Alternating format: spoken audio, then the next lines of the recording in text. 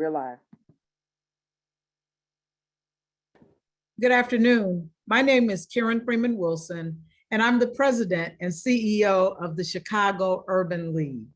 And we are so excited to have you join us for this conversation.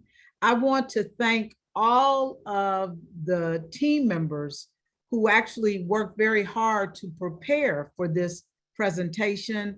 Our own president or vice president of external affairs and programs, Calmetta Coleman, and our good friend Kelly Fair, president and CEO of Polished Pebbles, as well as the young people who join us today. I am also excited because this is such a critical issue to our community. Very often I feel like an epidemiologist because I spend so much time trying to track the strains of COVID and the impact on our community. But one thing that is uncontroverted and that we're clear on, and that is the impact that it has caused and the devastation that it has caused in our community from illness and death. And so we want to have a very real conversation about that and what that means to teens. And so I am going to turn this to Calmetta Coleman, and she is going to get you all started, but we are excited that you're here, and we want you to feel free to have a very candid conversation because we want you to get the information that you need to feel confident in the decisions that you and your parents make. Thank you so much. Thank you, Karen. I want to join Karen in just thanking each of you, our youth panelists, for participating, as well as those of you who are joining us via Zoom webinar, as well as via Facebook Live. As Karen has mentioned, we have spent a lot of time over the past year really thinking about, COVID and how we can, really be a resource for the communities that we serve here in Chicago and elsewhere around the vaccine and just making decisions, about daily life. And so for the past, I would say 2 to 3 months, we have been running an active campaign called Don't Miss Your Shot that is really meant to provide information and raise awareness about the COVID-19 vaccine, but also vaccines in general. We understand that for, a lot of reasons, there's a good amount of hesitancy in our community still. So even here in Illinois and in Chicago, where the city is now, open and we're out, people are going back to work, kids have somewhat gone back to school.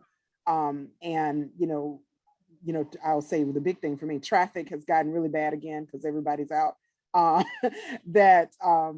We know that when we see those numbers where it says, okay, this was okay, the decision was made to open up things. When you look deeper at those numbers, what we actually see is that while, most people are getting vaccinated across the state, when you actually look at the Black communities, we're not seeing that same level. And we want to make sure that our people have good information to work with. So as you, young people, and your parents, and we welcome all of you, as you're thinking about this, as you're talking to your friends and family members, we just want to help raise awareness for them about what should go into that decision. So I want to understand a little bit about who we have in attendance, as well as, a little bit about, our panelists. So I am actually going to share a poll. It's anonymous, and it's got maybe, I think, 4 questions, and ask people to respond to each of those questions. And hold on, can you see it yet? Okay, so I'm gonna give people about, and if you're joining us on Facebook Live, I'm sorry you're not able to see or participate in the poll, but for everyone who is with us on Zoom, if you will take a minute and respond to the questions. And we'll share those results just to kind of understand what people are thinking.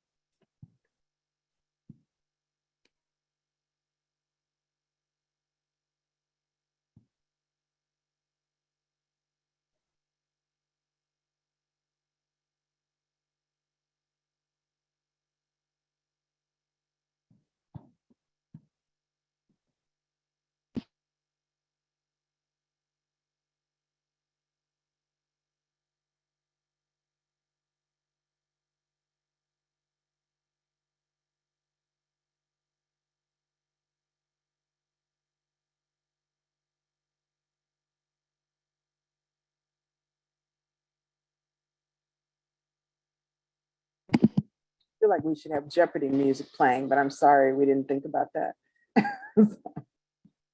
So a little over half of you have taken the poll, so I'm going to give it another minute to give people a chance to respond to the questions.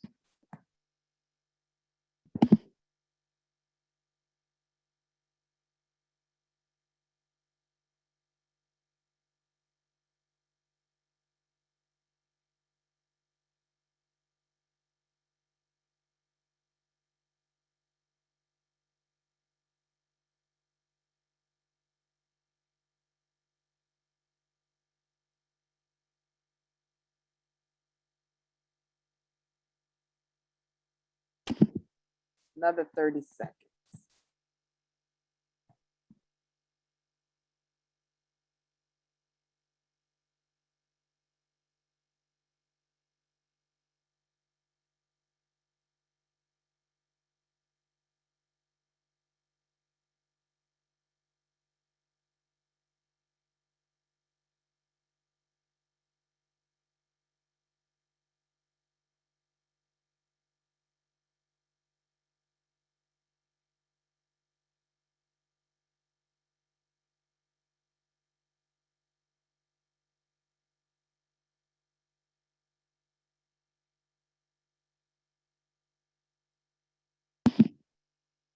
Okay, it looks like maybe some people are still working on it. I don't want to take too much time, but if you are still working on it, feel free to drop a note in the chat and I'll give us a couple more minutes. Well, a few more seconds.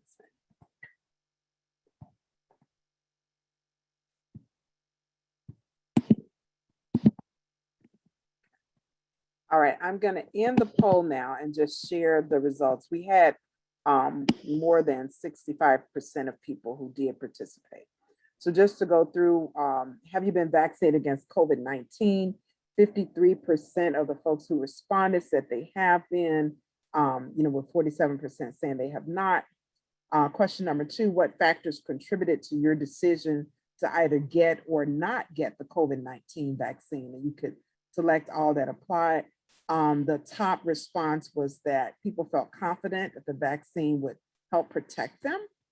The second was concerns raised by my parents or other family members informed my decision. And again, that could be either way, right? That it was a decision to get the vaccine or not to get it. I followed my doctor's advice with 12% of folks. I don't like needles because let's just be honest, that's a simple reason why some people might be hesitant to do this. And actually I was wrong on the percentage. The other second, there was a tie for the second most responses. 29% of people also said they have concerns about side effects or unknown long-term side effects, which again is a very legitimate concern. 6% of people said I wanted to be able to go to work or participate in sports, school, or social activities without worrying about masks or other restrictions. 12% of people said that all or most of their friends were getting the vaccine. Then we had 24% of folks who said they have not yet made a decision about whether or not to get the vaccine. So that's helpful. The second question was, have you ever had a flu shot? 29% of people said, yes, I get one every year. 41% said that they get one, but not, or that they got one or have had one, but not regularly. And then we had another 29% of people saying that no, they did not. They have never had a flu shot. What factors contributed to your decision to either get or not get a flu shot? 47% of people said concerns raised by their parents. 35% of folks followed their doctor's advice. 6% don't like needles. Again, maybe the same person, but we don't know because it's anonymous. 18% said they have concerns about side effects or unknown long-term effects. And then 18% says that they've never actually considered getting a flu shot. In terms of who is on with us, we've got almost half and half. We've got 53% of people are over the age of 18, with the rest being under 18, and 100% of the poll participants are Black or African American. So, and I don't know if I was actually sharing the results, but can you see them now? I think I was just reading them myself. All right. So thank you all for participating in that. I'm about to turn this over to our illustrious moderator, Kelly Fair, to get us started. But before I do that, I do want to just mention one housekeeping thing. We welcome questions from the audience as well as input. If you look at the bottom of your screen, if you're with us on Zoom, there is a Q&A function down there where you can enter questions. And, we'll be monitoring that. We have some folks with us who are taking a look at that. And we'll make sure Kelly sees those so that we can get those questions addressed if possible or raised. And if you're on Facebook Live, feel free to drop questions in the comments on Facebook and we will bring those to Kelly's attention as well. So at this time, I will be turning it over to Kelly. Well, thank you so much, Calmetta, for that introduction. And thank you, of course, to the one and the only President Karen Freeman Wilson. So it was such a great opportunity to have her welcome us today. I'm excited. As Calmetta said, I am Kelly Fair. I'm the author of the book, Every Girl's a CEO, and the founder of Polished Pebbles Girls Mentoring Program. So I have been involved with working with young people and in education for over 20 years. But the real special sauce when I think about my passion for young people is really my passion for our community, particularly the health and the wellness of the communities that I grew up in and the communities that I still live in today and that the Chicago Urban League serves as well. I am glad to be a part of this conversation, and we're all representing the Chicago Urban League today, as Calmetta and President Freeman Wilson kind of iterated earlier, where the Urban League believes in the immunity creates unity in the community. And they want to make sure that people and all of us don't miss our shot. And so that really kind of brings us to this conversation that we're having today. And I got a passion for community, but I know doggone well that we can't talk about having healthy and well communities if we're not talking about and talking to our young people. Our community is based on the next generation of the young people who are living and being educated and growing up and developing in our communities and eventually going to take over our communities. And so that's why I'm so excited today that we're having this conversation, a youth-focused conversation today with young people that you see here on the screen. So today specifically, it's a youth-focused conversation all about vaccines from COVID-19. And you can see down the line, the Urban League is going to be talking about vaccines throughout time, even flu shots, right? So today, teens in the viewing audience that are watching us on Facebook, and definitely the teens and the young adults that we have here on our panel today are invited to ask questions. They're going to share their opinions, their concerns, and their experiences when it comes to COVID-19 and all things when it comes to vaccines. So we're going to keep it authentic. We're going to keep it real. I'm sorry, that's a term from when I was a teen and a young adult. So, but for y'all, we're going to keep it 100, right? And we're going to have a conversation today. But I want to make sure our viewing audience that's watching today, since we know who's in the room, we got some elders who are watching with us, and we definitely have the young people and young adults representing with us too. We know that to have this conversation today, we've been having conversations with these young people and having conversations with their parents, right? Because these are really at the core family conversations. And the other important thing that you may have seen earlier on a PowerPoint slide, and you'll get some information and some links later, the Urban League doesn't do anything without making sure that we're educating the community at the same time.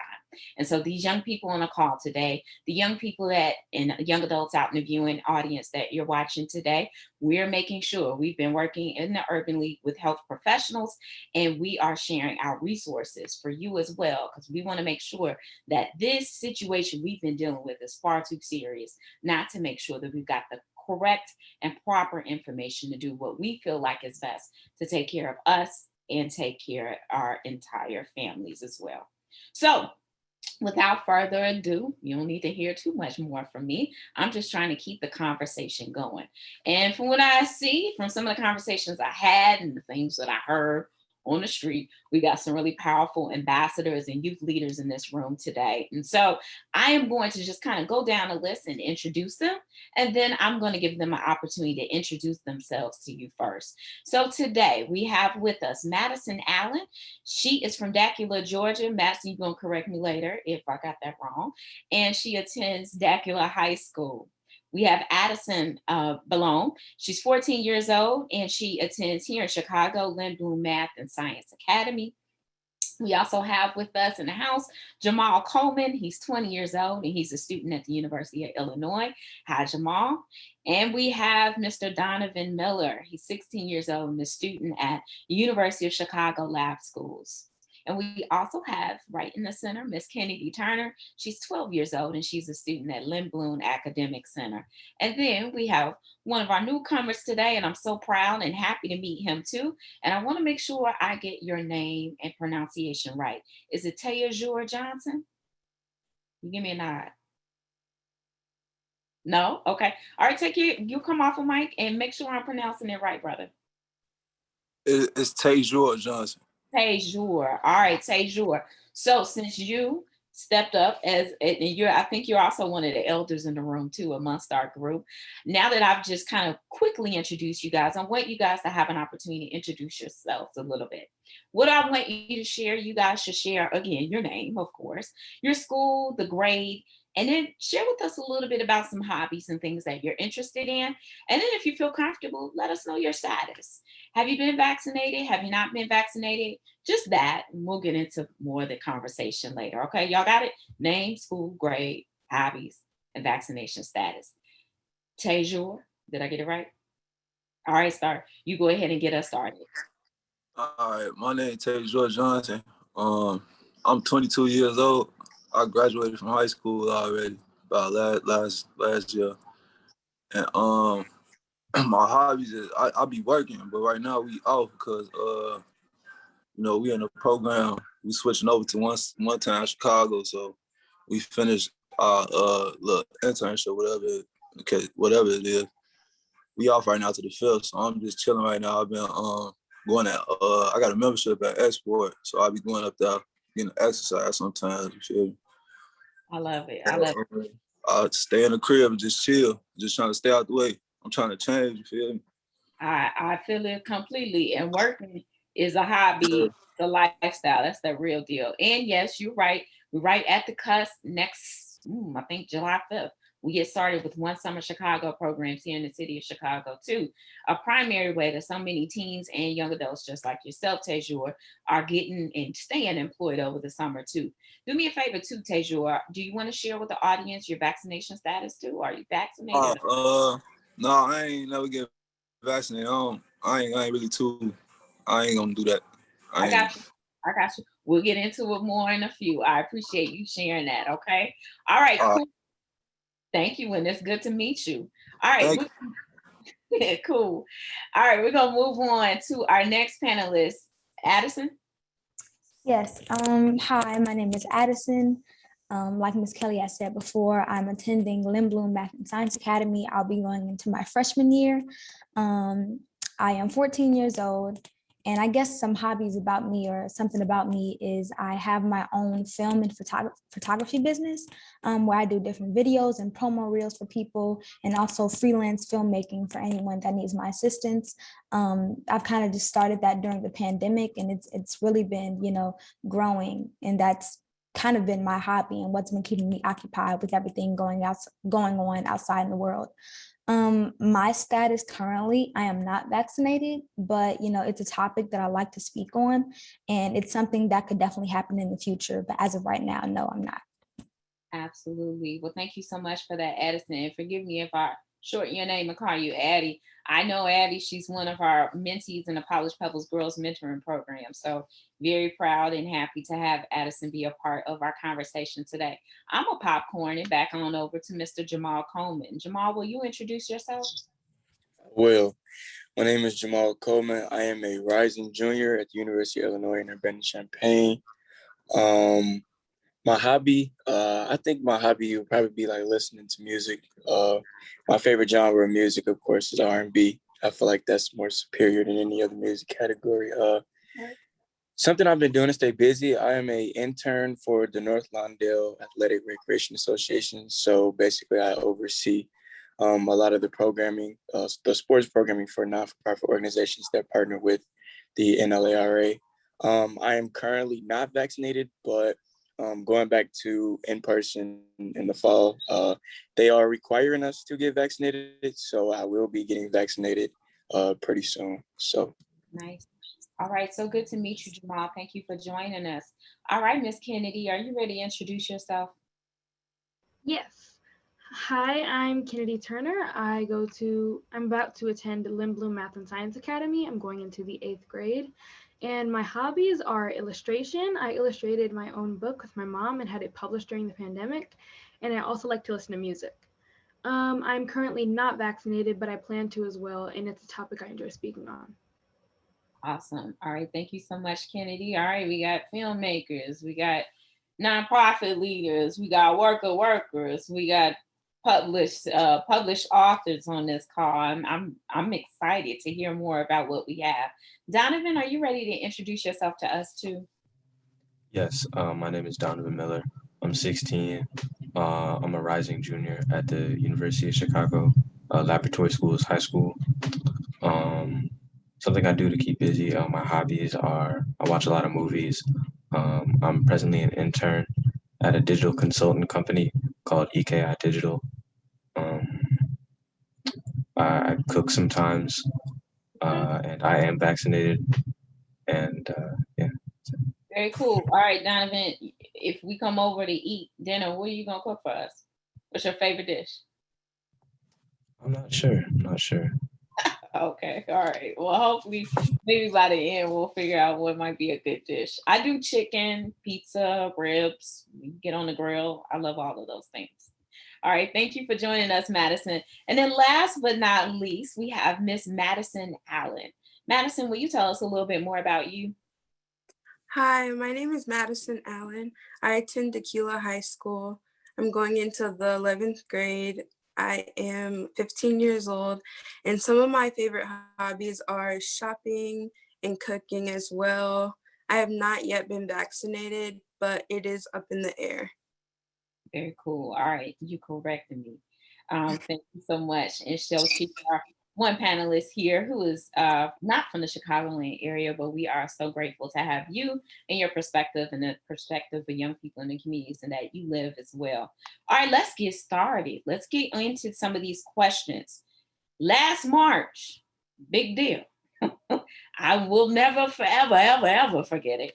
I'm busy working. I had a lot going on in my personal life. I was purchasing a home and wasn't sure. I heard about this thing called COVID, didn't think it was that serious. It wasn't going to affect us, not me, not us in our community. And then everything around March 12th, March 13th, and the 14th came to what?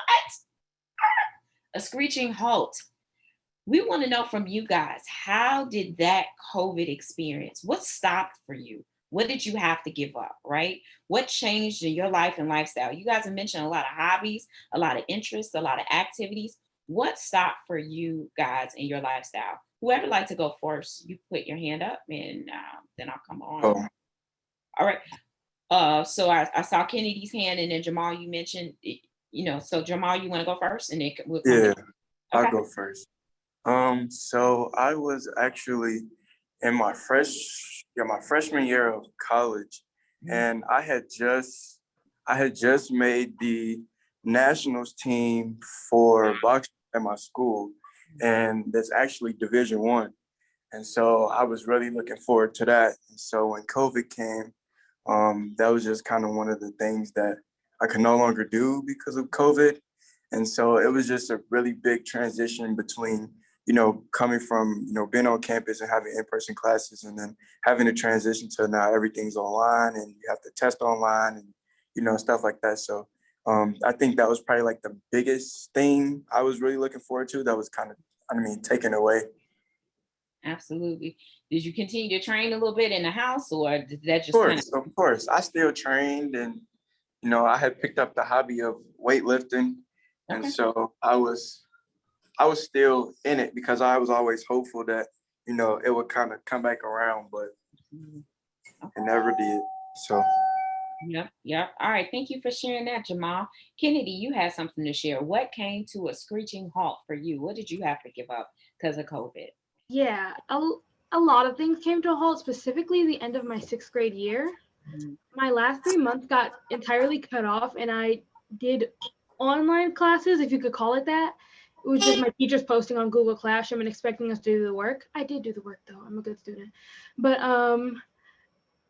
my last 3 months were cut off from 6th grade, so that came to a halt as well. And I've been doing dance as well for 8 or 9 years, and so that came to a stop right before recital time, Mhm. like a couple months before recital time. So that kind of adrenaline and like buildup of hope that I'm used to for recital in June was kind of cut off, and I lost my sense of schedule and my sense of Mm, routine and order during mm, the first wave. got you, got you. All right, so some major activities that probably whatever graduation experiences you guys had planned from you transition out of 6th grade went out the window too, right? Awesome. Well, no, it's not awesome. That's really unfortunate that you guys had to give up some of those really key experiences that you have been waiting all those years to achieve and go through. Thank you for sharing that. All right, who else wanted to share? Okay, we'll go to Madison and then we'll go to Addison. Well, when COVID came, I was in my 9th grade year, so I didn't really get to have a whole year of high school yet. And my birthday was kind of in the midst of it, and I take my birthday very seriously and love to celebrate and throw parties. But unfortunately, I wasn't able to do what I had planned to do. So yeah. What did you do instead, Madison, to celebrate it? What was your kind of pivot or how were you flexible with that? I had a couple friends just come over and yeah. Yeah, couldn't have how many people did you originally plan for the party? Um, way more than 2 girls. Absolutely, absolutely. All right, so you went from 20 plus down to 2. I know that that's disappointing. Thank you for sharing that. Addison, what changed for you? I would say a lot changed for me. That March, it was my first year at Lindblom. So this was like my 7th grade year. And I didn't get the full experience of like, all the end of the year festivities and really get to like build friendships tight enough to the point where we could keep it going during the pandemic. Because this is my first year. These were new people. I was also in the school play. We had a school play going on. We had been rehearsing for like 6 months. And then like, I think COVID shut down everything like a month before its premiere. So we weren't able to do that. Like a lot of, sports I was doing, different activities such as that. Being able to hang out with my friends in class, all of that stopped. And that's for everyone. We had to do virtual classes instead. And this was in the beginning. So our teachers really didn't know how to navigate the virtual world as well as they do now either. It was a learning process for all of us. It was definitely a difficult time. Similar to Madison, my birthday was coming up as well. And it was sad, honestly. I had to do a Zoom party and most of my friends or the people who I thought were friends, like it just didn't mesh well on the computer. So it was a hard time. A lot of things got shut down. A lot of my different activities and things that I had going on with school kind of got messed up. So that's what I had to go through during that time. Thank you for sharing that too. Yeah, I was doing some reading and just I know as well from working with young people. I mean, all of these different things you guys are talking about being cut off from your friends. We didn't even get into dating, right? If you're trying to date or like somebody, that then interaction kind of died off and you don't get to see that. You guys mentioned jobs, internships, hobbies, sports, things like that that are really pieces that help prepare you for your future. And then how do you start off being a new person at school? I mean, being a new person at school is hard or it's exciting. It can be challenging, period. But to do it in isolation where you're not walking the halls and you're not meeting people and all of those things can definitely be challenging. Donovan, I'm going to come around to you first because my next question is about, I appreciate you guys sharing about what happened to you guys personally with COVID. What about your family, your friends? I mean, I was there were some people in my family, in my friendship zone, that I was really nervous about, and I was defending them hard. How did the COVID experience impact people around you, your family and your friends and things like that? Donovan, anything to share in regards to how COVID impacted your family? And if you want to share anything about you too, go ahead and do that. But family, friends, people around you. Yeah, I think that COVID definitely affected everybody. I think that it was a largely negative impact. An example of this is like right when COVID started, I was at a conference in like, I don't know, Southern Illinois, and I was supposed to be there for like a whole weekend, and my parents had to drop me off like the day before, but then it got cut short.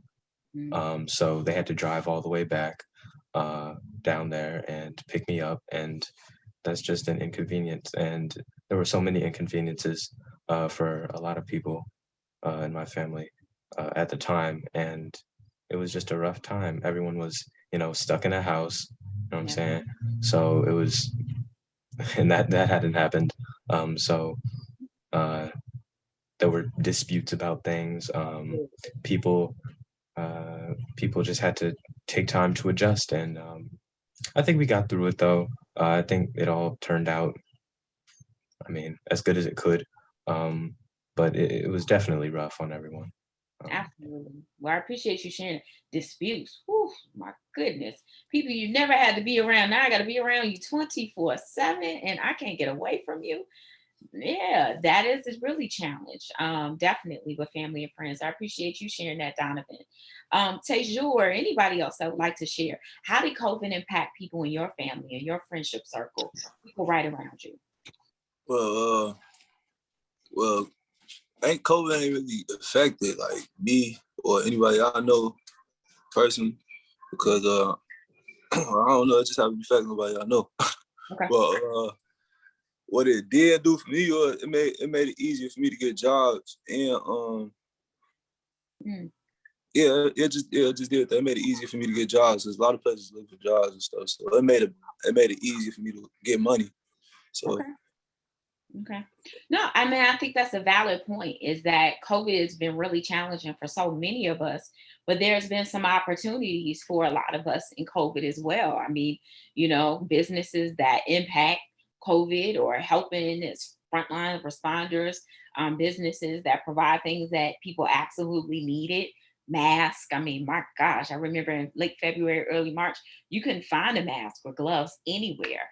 And a lot of companies pivoted. And from that, or Amazon, oh my goodness, nobody was going out to the store. So we were having everything mailed and shipped. And Amazon and online businesses definitely profited, which provided opportunities for a lot of us, as well, to get jobs too. So everything in COVID wasn't all necessarily a negative. But a lot of us may have had family members and friends who were directly impacted by it. Anybody else want to share about how COVID maybe affected your family and friends? Okay, Addison. Yeah, I would say COVID did have an impact on a lot of my family and friends. I would say just because we were so used to being up under each other, like seeing each other from time to time, having those different family gatherings, things like that, it was kind of hard to adjust when COVID kind of messed everything up. It also affected my grandparents a lot with them being older. Now they have to like stay in the house. They might not be able to like go to the grocery store. And so, how those things are kind of good for like just your mental state. It can be hard for a lot of people. My grandparents did go through some different things, just being stuck in the house and having to deal with old age and things of that sort. And I know with holidays coming up, like with Christmas and Thanksgiving, it had to be over Zoom. And like, it was just sad in a way because we weren't able to see each other for the past 14 years. For me, all of the holidays have been in person with family, getting that like physical connection. And now because of COVID, we have to, be safe and do Zoom. There was a lot of, conspiracies going on in the world, going on like in the air, talking about, like, oh, COVID can affect Black people or stuff like that. But once we did realize, oh, wow, we're actually sort of the majority of people being affected, I feel like that really spooked a lot of people and had us become a lot safer. We had groceries being mailed to us. We wouldn't really go outside unless literally completely necessary. The only time we might go outside was to get a COVID test. Like there were a lot of things that did happen to us as well as my family that we had to get adjusted to. Thank you for that. Addison, I think you hit it right on the head as to really why we're having this conversation today. It really impacted so many people in our communities. And I heard a lot of people, and it's just like, oh, you know what, COVID, that ain't us. That ain't Black people. That don't impact us, right? And so we found out that is not so much the case. And so people were kind of determining what is real, what's not, what's factual, and learning things. So let's get into the heart of the matter. Let's talk about vaccines. Somebody tell me, any of you guys tell me, what do you know about vaccines? Anybody want to share? All right, Kennedy, yes, ma'am. While I don't know much about vaccines, I have done a little bit of research on them to decide whether I should get one or not. I'm aware that the COVID vaccine doesn't entirely eliminate the disease from your body or someone else's, but it stops the spread of it by a 95% chance, which means that you can't give COVID to anybody else, which can flatten the curve and free up more hospital beds, so more people who have different other terminal conditions can have those hospital beds instead of people who have COVID on ventilators. Awesome. Thank you for that. All right. That was a really, really great, accurate description of what vaccines that help stop the spread of coronavirus and different viruses and diseases as well, and flattens that curve. Anybody else want to share anything? What do you know about vaccines? Teju, are you talking or no? Okay. Yes, ma'am, Madison. Well, I know that vaccines are like a medication that help fight off diseases and help you become immune to them rather than being able to spread them, kind of like what Kennedy said. Mm-hmm. Mm-hmm.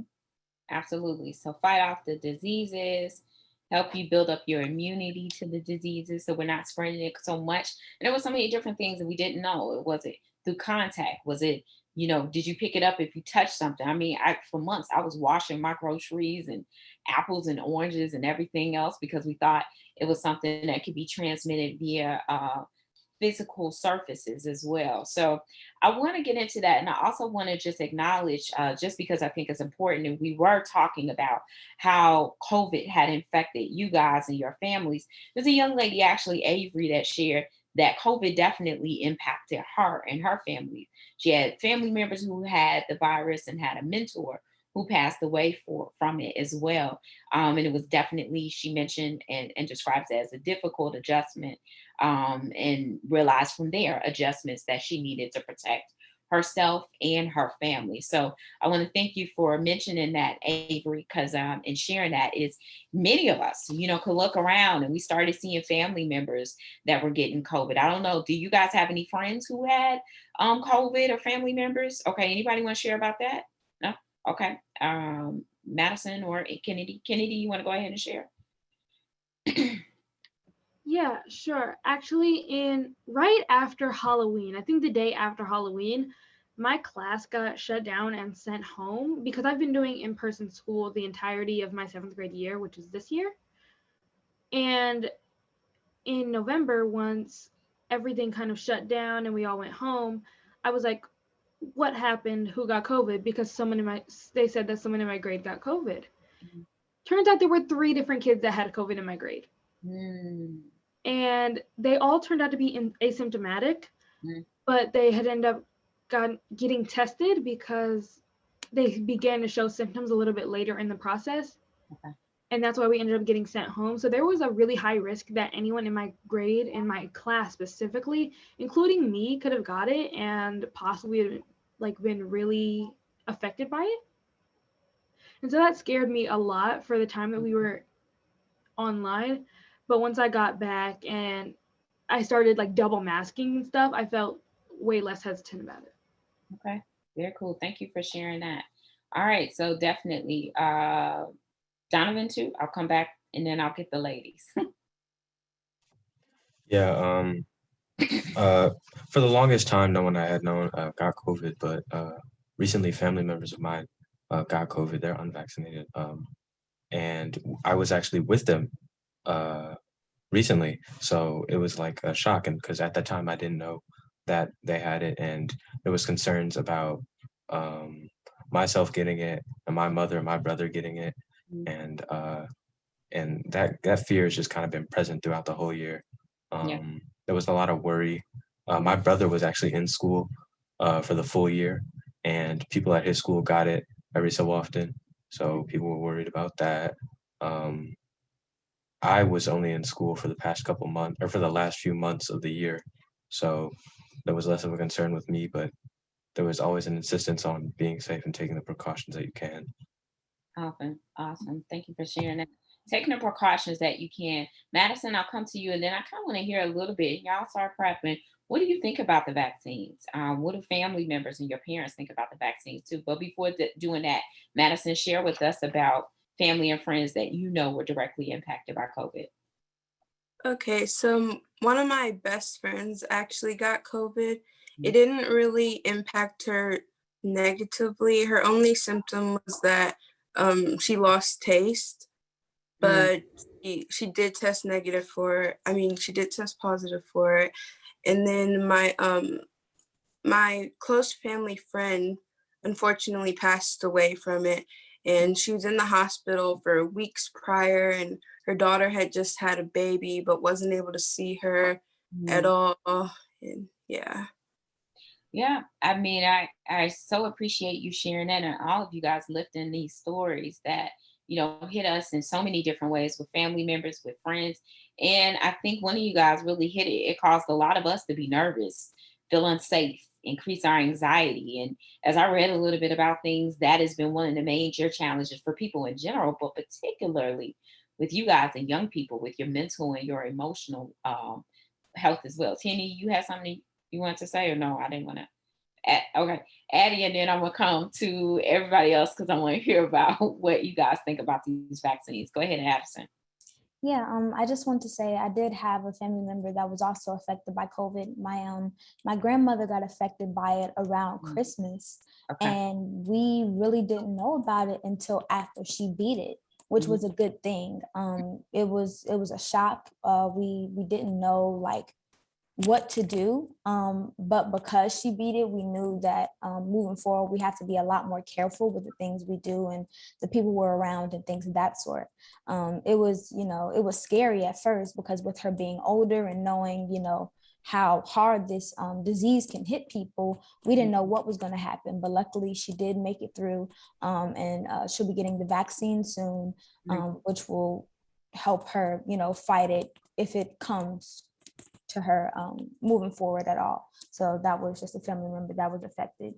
So let's talk about it. You guys gave some really great descriptions about how you would describe and what you know about vaccines and helping to fight off different diseases and illnesses and stopping the spread of viruses like the COVID-19 virus, and talking about precautions. What are you guys feeling about the vaccine? I heard a couple of you guys say, I'm getting ready to get it. I haven't gotten it, different things. And I've heard somebody has had it. What are your thoughts about the vaccine? Are you for it? Are you against it? What are you think some of the pros and cons for yourself personally? Anybody can kick in. I guess I could start. Okay, and then Tayshaura, I'll come to you next.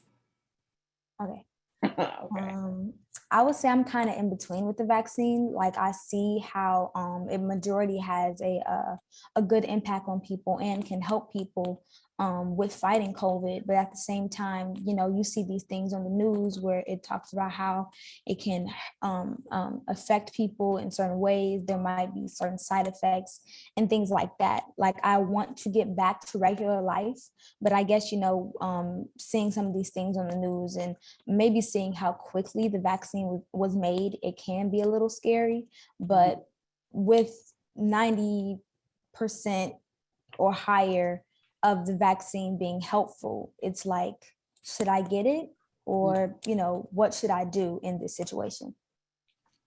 No, like you say, there's a lot of stats out there about how much the virus can definitely help protect you from, how much the vaccines can definitely help you protect you from the virus. So I appreciate you sharing some of the pros and cons and how you see it as well. Thank you for that. Tejur, what do you like to share? What are your thoughts about the vaccine? Are I think you said you're unvaccinated. What are your thoughts, pros and cons? I feel like I feel like we shouldn't get the vaccine because I feel like that's just something the government just want us to do, or like he's just like, I feel like all this just, you feel me? I don't really want to say too much, but I don't really know. I don't really want to. I'm trying to say less though at the same time. But all I'm saying is like, me personally, I got a good immune system, so I really don't get sick. Like even before this COVID, like only time I get sick is probably is if a season change. That's it. Mm-hmm. Feel me? So like, I don't know. I feel like we don't need that stuff. Okay. All right. I appreciate you sharing that and you guys being so open and honest about how you feel about the vaccine. Thank you for sharing that, Tejur. Kennedy. I'm also adding to what Addison said. I'm very in the middle about the vaccine. I'm not opposed to getting it because I like the idea of being able to hypothetically not spread it to anyone if I was asymptomatic. Mm-hmm. But also I've heard of a lot of the side effects that come with the vaccine, one of them including infertility. Mm-hmm. And I possibly want to have children in the future, so I'm still confused about whether I should get it or not. And so once more research comes out and more scientific studies come out saying side effects, what did and didn't happen, then I can make my final decision because I haven't planned necessarily to get it just yet. Cool. I appreciate you guys sharing that. Yeah, you guys are varying in ages, and I'd like to hear from the others too. Are you guys making these decisions independently? Are parents giving you the open option to choose if you want to be vaccinated or not? Or do they have the final word? Madison, you want to go? My mom actually kind of wants me to get the vaccine because I'm gonna be in school with a bunch of kids now, and kids can be very nasty. And we're still doing our research on it, but we're not totally for it or against it. Okay. So it sounds like a lot of people are still reading and still doing a little research and want to give it a little time. Donovan, you've been vaccinated. What are your thoughts about it? I had little hesitation in getting it. My dad got it months ago because he's a healthcare worker, he's a dentist, and he had little to no side effects. After him, my mom got it, little to no side effects. Brother got it, little to no side effects. I was very tired after I got it. That's pretty much it. Nothing against any of you, honestly. I recognize your fear.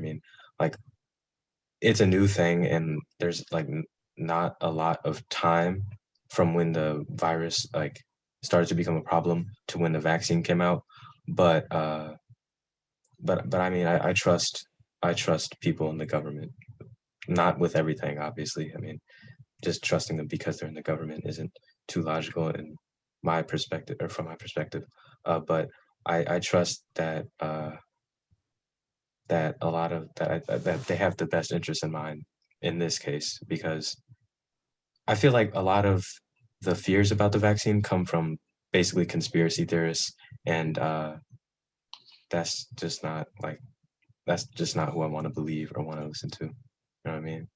Understood. I am so appreciative of the kind of environment of this conversation you guys have created because it's a public space, but it's a safe space. And I think we've created that because, like Donovan said, I'm appreciating and hearing the differing opinions and feelings about that. And so I'm grateful as well that you guys are sharing those things. Anybody else that knows somebody the vaccine that and what was their experience? Because I had the vaccine too, and I can share a little bit as well. Anybody know anybody with the vaccine that kind of leads to it? Okay, I'll come to Addison and then I'll come to you, Tejur. I just want to say one thing real quick. I ain't got nothing against the vaccine, nothing like that. It's just like I just feel like I don't know, like that's just going too far. Like COVID is really just a basic cold if you really look into it. You feel me? So I don't know. I just feel like there's no point of it. So Tejur, do you get flu shots? No, I don't get flu shots. I got flu shots when I was in high school, like years ago though. Okay. Okay. So are you just not into vaccines, period? Yeah, I just don't do all that. Okay. All right. Respect that. Thank you for sharing. Addison, you had something to share. Yeah, I just want to say I do know a lot of people that have gotten the vaccine. My mom, some of my aunts and uncles have gotten it, and they really haven't had any side effects besides like maybe a sore arm or being a little tired and things like that. But I still, I guess, want to be careful. I mean, I'm glad that majority of my family has gotten it. So when we are having family gatherings, I do feel a lot safer. But at the same time, I'm still just trying to see, what I might want to do. And it's also at the end of the day up to my parents. And with it just being passed for like children 12 and older, that's something we're still waiting for a little bit more research to go into. Interesting. Okay. And I appreciate that. Let me share a couple other things too, because in certain states and certain cities, like the majority of us, in, of course, the home of the Chicago Urban League is Chicago in the state of Illinois. Things are pretty much open back up. It's really up to business owners and private institutions to determine whether or not they want folks to wear masks. And we're kind of relying on folks. And the CDC has recommended that, for those of us who have been vaccinated, it's fine for you to be unmasked indoors and around others who have been vaccinated. So we're kind of relying on folks to tell us and be honest about if they've been vaccinated or not based on that kind of recommendation. But I want to mention a couple other things too. Even though we're opening up and a lot of us are getting free, hanging out, doing our thizzle. I'm sorry, that's an old term. Doing our thing. Couple things when I was doing some research, I don't know if you guys have heard a lot about that, maybe causing some people some concern, even the vaccinated folks too, a little bit, is the Delta variant. If you guys have heard about that. So there's different variations of COVID that they are saying are much more extreme that are out there that, are causing some people concern. And they say that even if you contract it with the vaccine, it's supposed to impact you less severely than if you are unvaccinated. And the other thing I think that kind of hits it while we're having this conversation today too, is now that more older adults have been vaccinated, adolescents and young adults, 12 to 27, I think, have the highest incidence of COVID-19 too. And so I think that's part of some folks' concern as to why we should be having these conversations with you guys about vaccinations and whether or not, what you guys are feeling and wanting to encourage people to think about the vaccines and encourage them to have conversations like this as well. One of the things I want to lift from the gentleman that was joining us earlier, Jamal Coleman, I'd like to get you all's take on this. He says, I'm a boxer, I'm a student athlete, I'm going back to campus in the fall. And I don't know, a lot of you guys are high school students, but some of the universities and colleges are actually requiring students to get the vaccine. I think the NCAA is saying that many of those sports teams are requiring their student athletes to get the vaccine as well. What do you guys think about that? What are the pros and the cons of schools and institutions requiring students to get the vaccine? Yes, Miss Kennedy, she threw that hand up. She's ready. Personally, I don't think it's the best of ideas because of the way that the medical system has treated Black people throughout the years. A lot of Black people, especially Black athletes, have the right to be very skeptical about the vaccine, and it can cause a lot of like confusion, and it's kind of a choice between doing the sport you love or kind of, I'm not going to say sacrificing your morals, but changing how you originally think for something else. And so, I mean, for people who do want to get the vaccine anyways, I think it's good for them. But for those who are more skeptical about it for good reasons, not because they think it's like a microchip or something, it's bad. Okay. All right. Thank you for sharing that. Anybody else? Schools or sporting institutions and teams and things like that requiring a vaccine. Any thoughts on that? Okay. Madison? Okay. Okay, I got the Madison Addison thing. Maddie and Addie. All right, y'all go back and forth. Who wants to go first? Okay, Madison, and then I'll come back to you, Addison. I personally don't think it's fair that they're going to require them to get the vaccines. I feel like it should be the student or the parent's choice. And actually, one of my same best friend that got COVID, her mom told her that if her school required her to get the vaccine, they'd transfer her Mhm. from the school. Wow. Okay. Okay. All right. Thank you for sharing that, Addison. Yeah, with this situation, yeah, I don't really know if I feel that it's fair, because it's kind of like they're given like an ultimatum. Pick your education or sport or pick taking this vaccine. I get the reason for the vaccine is because they want their students and all the faculty and everyone at that school to be safe and to not spread or contract COVID. But at the same time, I mean, I do think that we have the right to decide what we're trying to do. And for people who have planned to get their college education and to go to college and things like that,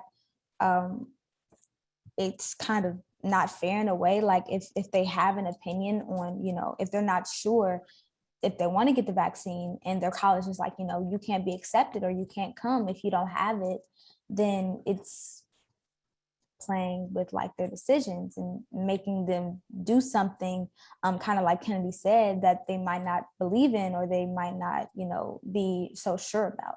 Okay. All right. I hear all of this and I appreciate these wonderful, wonderful opinions. Donovan, you have something to say too? But before I get to that, I'm just going to throw this out there. So, what do the people in the contact sports do? I mean, y'all know people have been mad that they didn't have their March Madness. They have been mad. The gentleman earlier, Jamal, was like, look, I am ready to get back to boxing. What do we do for contact sports where it's going to be so easy to probably highly transmit COVID-19 and other viruses and maybe the variants as well? They're traveling together, living together, rolling all over each other, sweating on each other. I'm appreciating the conversation, but I want to hear about that too. Donovan, you had something to mention. Tajur, do you too? Okay, well, I'll come back to you. All right, go ahead, Donovan. I feel like there's no like malice behind trying to mandate getting the vaccine, but I'm not sure if it's a good idea or not. I think that, I mean, it should be an individual choice. So I'm not sure, but I wouldn't go against any institution that says that you have to get it because the general consensus is that it's good for the people and that's been agreed upon by experts and the government and these institutions and millions of individual people. So I feel that it's a good thing to get it. So, I mean, I get why some people don't want to get it, and I get why some people are against institutions mandating it. But if it protects you, then it protects you. You know what I mean? Like, if it protects you, then getting it will be beneficial, especially in these sports, like where you said contact sports are, where you might definitely get a virus from someone Awesome. or become something. No, I mean, I think these are really all valid points. I want to throw out here, Miss Avery is blowing up this Q&A box and chat box. She threw out here, and you all respond to this. She said, from what my parents have mentioned, aren't other vaccines required for school, like chickenpox? What's different? What do you guys think about that? Okay, the hands went up. All right, I'm going to do it just because we want to keep some male voices in the room too. Let's do Kennedy, Donovan, and then come to Addison. So, yeah, there are vaccines required like chickenpox, measles, mumps, because those are more particularly deadly. And I feel like people don't have issues with them because there are so many reported cases of people dying. I don't think that comparing the chickenpox to COVID in the sense that like one is good and one is bad is a bad take ideally, because if one vaccine is required that is deadly and that's contagious, why shouldn't this other vaccine that's deadly and contagious also be required? And so for people who don't believe that COVID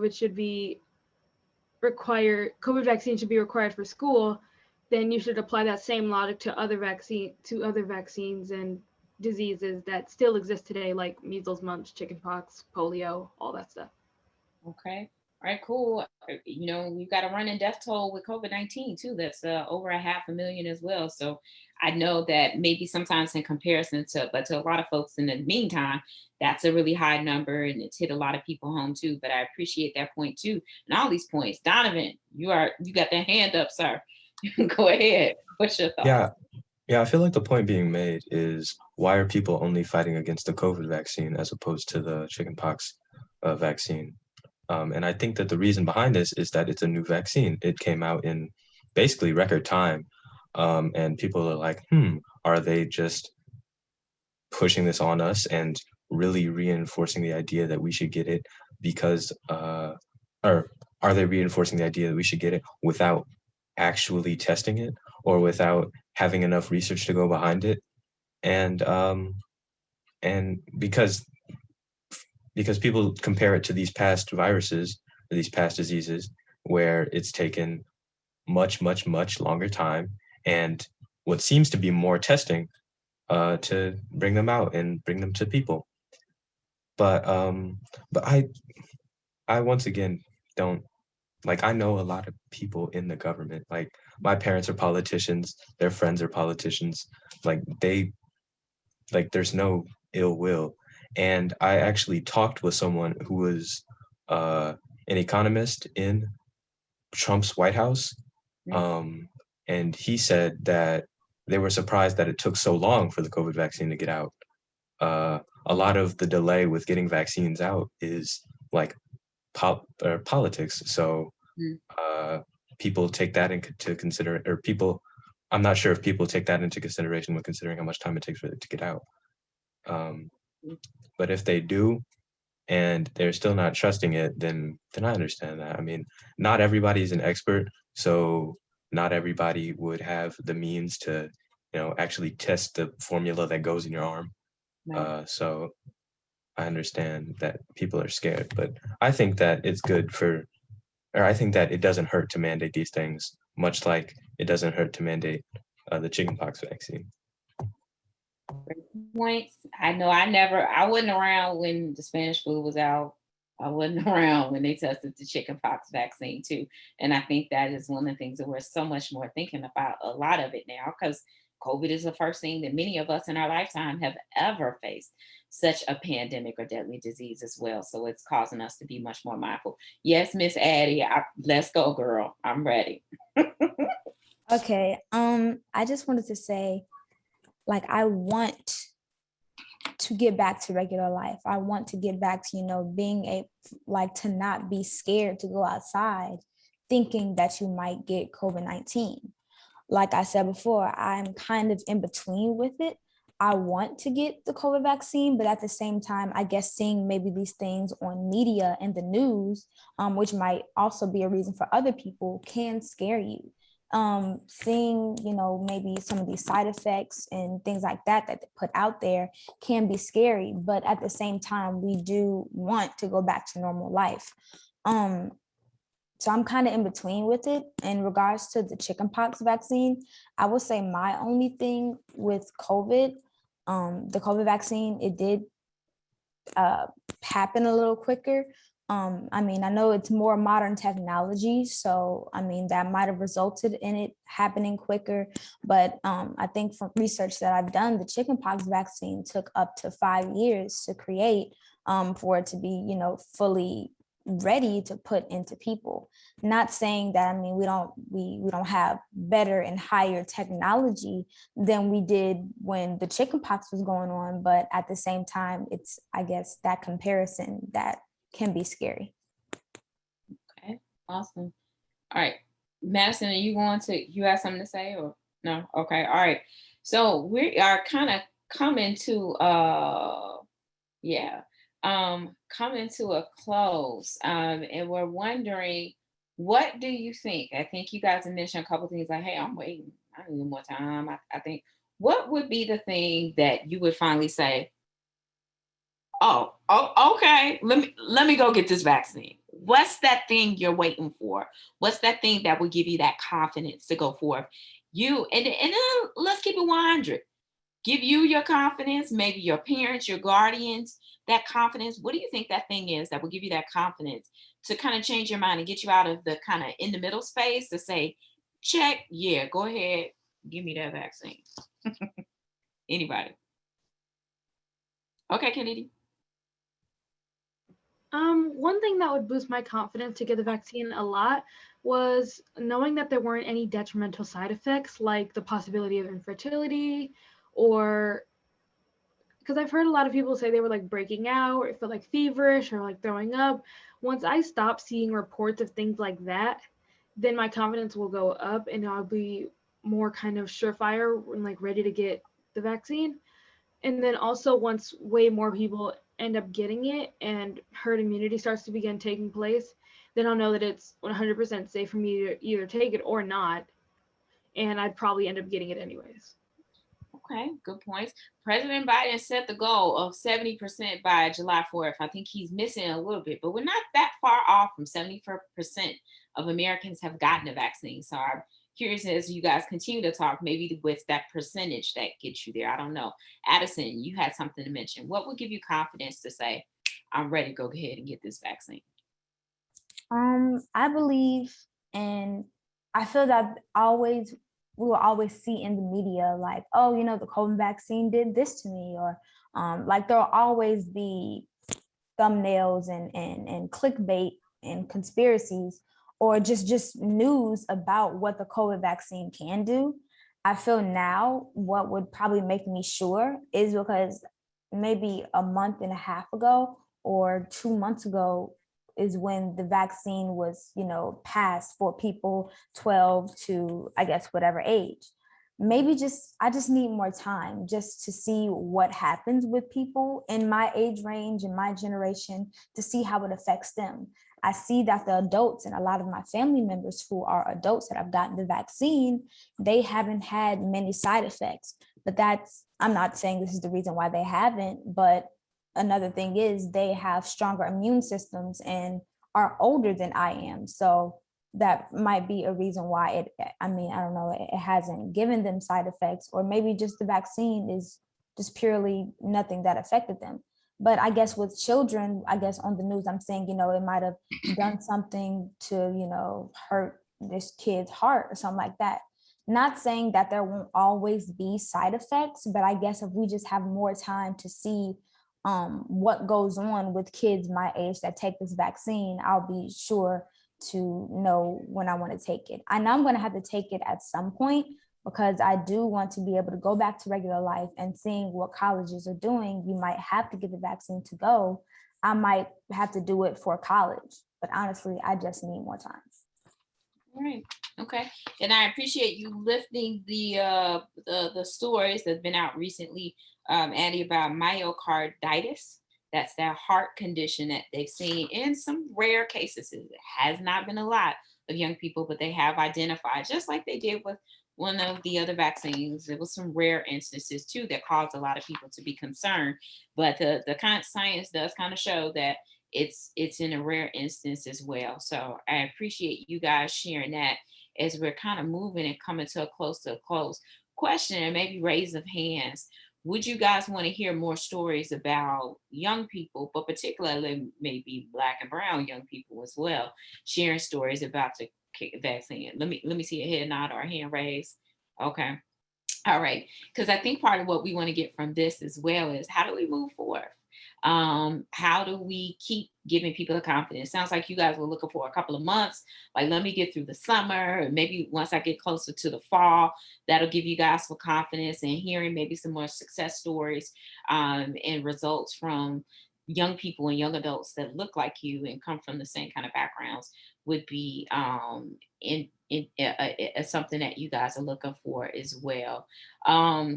Donna Townsend said a factor in her decision to get vaccinated was knowing people who were actually involved in clinical trials. So maybe there's some folks, she's known some people. I don't know how many of us may be able to experience that as well, but I'm not sure. As we kind of move out, and it doesn't have to be everybody, but I'd love to hear from you guys, because I think one of the things that we are excited about today is the conversation. This is the first time I've seen a conversation with adolescents and with young adults just like you and from the Black community. talking about COVID, how it's impacted you, and that's important, and talking about vaccines as a solution and what would give more of us confidence to do that.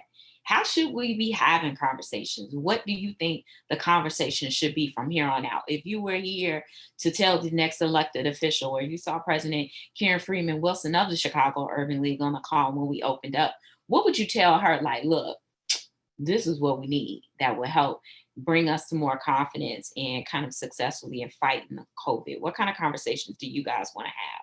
Yes, ma'am, Kennedy. I would want to tell the president of any organization, actually, like, and show them that Black people actually take the vaccine, because I know so many Black people are skeptical about taking it because of our medical history and our and doctors sort of dislike towards Black people. And so by showing that Black people have gotten the vaccine and nothing detrimental or seriously wrong has happened, I think it would inspire a lot of confidence in others to end up getting the vaccine. Thank you for that. Anybody else? Okay. Yes, Ed. I honestly believe more conversations like these would be helpful. I feel hearing from the youth, because like you said, I think the youth, people like ages 12 to 27, currently are being the most impacted. I think hearing, opinions and having more conversation from people from that age range might be helpful to, push people to figure out their opinion on the vaccine. Because we are being mostly affected right now, I believe hearing from our peers could kind of sway us to one way or the other. Ooh, peer conversations, more people that look like us. And where should these conversations be happening, guys? Keep it 100. You got to tell them where you live, where you find information. Where should this info be shared? Social media. That's all. Tell them which one, because y'all know y'all don't really like getting on Facebook. Tell them which one. You got to keep it 100, because then you're not mad when you say, we don't go there. Tell them where you want to see it. How would you want to see it? Probably Instagram. All or right. If you can get an ad on Snapchat, that might work. Okay. All right. Anything else? Anybody else? Yeah. Specifically TikTok as well. Okay. Because that's where I am like multiple hours of the day. So, I mean, why not? Awesome. All right. Keep it on TikTok. All right. And Donovan, you threw your hand up too. Yeah, I wanted to say that I feel like more conversations with the people who facilitate the distribution of the vaccine might be beneficial. Government officials, people who are actually at the vaccine sites, nurses, members of the military who are there, because they're the ones who are giving it out. So I'm thinking that, like, if people got, like, if they got a sense of the process, then maybe it would change their mind. But it would at least provide more information regardless of what the mindset is. So you would probably want maybe some health professionals, people involved with the data, things like that, to come speak directly with you. Because it's hard. Sometimes it's like the CDC said, and then it gets filtered through the news and then it kind of gets to us. So maybe some direct conversations in that way too. All right. And we're getting ready to close, but you guys have talked about, I talked to my parents. Give them one quick example, one person. What kind of conversations should folks be having with their parents and their families too? Should they be having them or should they not, right? What does that look like? Because we want people to take this home and have conversations too. Anybody not want to talk to your parents? Sure. Okay, thumbs up. Should we be talking to parents? All right, cool. And I want to put this out here too, because one of the things about this, and then we're getting ready to switch on over to Ms. Calmetta, but you guys got parents that are able and capable to function with you in such a way. And that's not always the case with everybody. And I think we need to honor and acknowledge that too. So for those that may not have parents that are able to have these kind of conversations, for whatever the reason is, we also want to make sure that when we're in the community, who are those trusted adults that you can go to? It could be that cool person at school. It could be that coach. It could be a Kelly Fair, the mentor. If you're a part of a mentoring organizations in our churches and our communities, we need to talk about it. We need to talk about it with each other, with our friends. But for those of you guys out in the viewing audience, where you say, well, my mom's not as available. We don't really talk like that. We don't get down like that. That's okay. Find that mentor. that becomes that person that you can bounce some things off of and get some information from. And that would be my tip as well. So thank you guys to the leaders today for being so open, so honest, so daring, so wonderful, and sharing and giving us some great tips for how organizations like the Urban League can continue to be on the forefront of moving forward and making sure that immunity is creating unity in this community. And to that, I'm going to turn it on over to Calmetta. Thank you so much. Thank you so much, Kelly, for an absolutely marvelous job moderating. Thank you to our young panelists. It has just been so refreshing and just great to hear from you and what you're thinking. I've just been disheartened with just what you all have shared and just your openness and willingness to share what you're thinking and your opinions. I want to go back for a minute and mention a couple of things that I didn't at the beginning. So obviously my name is Calmetta Coleman, for those who weren't on earlier. I serve as Executive Vice President of External Affairs and Programs for the Chicago Urban League. And so I have been really, my team has really been leading up this campaign that the Chicago Urban League is doing around really trying to raise awareness around vaccines in general, and particularly around COVID. A couple of our panelists have mentioned that, the vaccine is now being available to younger people. So I just wanted to share a couple of things. So here in Illinois, the state of Illinois made vaccines available to folks 16 and older in April. And then last month in May, young people who were 12 and older became eligible for the vaccine. And as of yesterday, nearly 7.5 million Illinois residents had received at least one dose of the COVID-19 vaccine.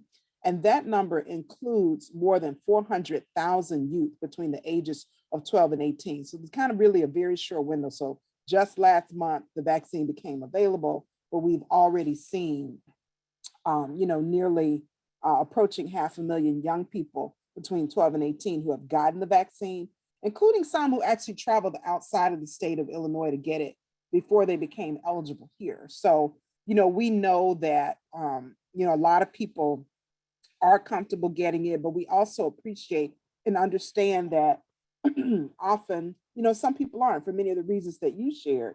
And one thing that's really of interest to the Chicago Urban League is when you look deeply at those numbers, we know that Black people make up 14% of the population in our state, but actually account so far for just 9.5% of those who have received the COVID vaccination so far. And as one of the young women mentioned earlier, we also quickly came to realize that our communities were the ones that were being impacted the most. And it's not just because, we're Black, frankly, but really because of the kinds of jobs that we hold, in terms of, being in service, doing the kind of work that, where we're coming in contact with more people, whether that's working, as a TSA person at the airport, or quite frankly, working in a grocery store, or, for, one of our logistics, I shall say Amazon or some of those others where, you're constantly handling packages. And so, we're continuing to see those things improve, and we're really happy about that. But we really at the Chicago Urban League want to be a resource for those of you in the community, including our young people, in really getting some questions answered about the vaccine and the disease in general. So I'm actually going to ask my colleague Quentin Arthur to share some resources, to share his screen so you can see some of the things that we're going to be offering. We've created a webpage around this Don't Miss Your Shot campaign. So it's chiul.org/Don't Miss Your Shot. That you can go there, you can find, recordings of past conversations with both, primarily adults at this point, but we will be adding this youth conversation to that site as well. What you're seeing on the screen now are some of our youth programming. We operate a youth services center that serves about 1,300 youth a year, and we have a range of programming that includes summer camps that we're going to be doing this summer. You saw some of those come across, so we've got a STEM camp or STEAM, I guess I should say, that we're going to be doing. We do a trades instruction program. So a number of programs that are absolutely free for young people to sign up for and participate in if you're looking for something to do this summer. So I encourage you to visit our website and to visit our social media to learn more about those and get signed up. And then finally, and I can't remember, I actually can't remember the name. I'm going to look to see if I see your face. Kennedy.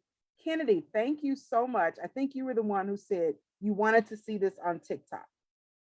So I spend so many hours since I discovered TikTok on TikTok. And even though my teenagers in my house keep telling me that it's not for me, that I'm too old for TikTok, I am determined that the Chicago Urban League should have a TikTok presence. And I was so glad to hear you say that. So we will be thinking about how we can share, information via TikTok, because we want to be where, obviously our constituents are. So that's of all ages, really, the Chicago Urban League has been around a long time, but so much of our program is geared toward young people. And we want to make sure that we're being in those channels where you are as well. So thank you for sharing that. And we might reach out to you as we're working on it to figure out, kind of what's the right messaging to get out there, and just really appreciate all of you being vulnerable and sharing. So again, thank you to each of you. Thank you to Kelly. I'm going to take just one last look at the chat to see if